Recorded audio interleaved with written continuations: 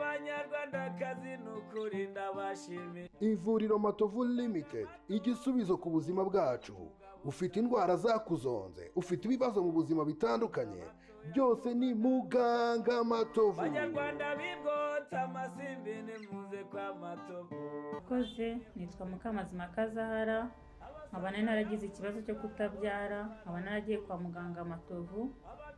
Nkaba mushimira cyane yuko ubu ngubu nabyaye abana babiri, byari byaranze ntaho nari naragiye, hano hose naragiye byaranze, ariko ndamushimira cyane, yarakoze.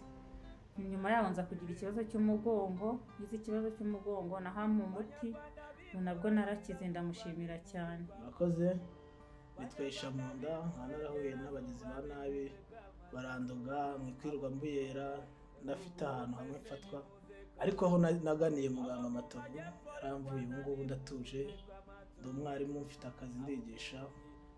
Murakoze. Nitwaga Joannette, mbere na mbere ndashimira muganga Matovu.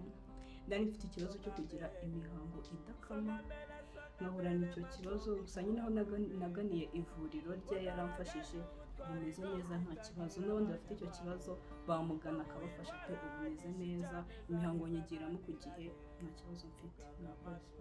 Abari mu Rwanda, abari mu mahanga, mwese igisubizo nta handi, ni mugane muganga Matovu, ubundi ubuzima bwanyu bukomeze bugende neza. Erega burya ubuzima ni isoko y'amahoro. Indwara zose waba urwaye wageze kwa muganga Matovu turakuvura ugakira, yaba ari abo mu Rwanda ndetse n'abo mu mahanga. Muganga Matovu, Sogambere.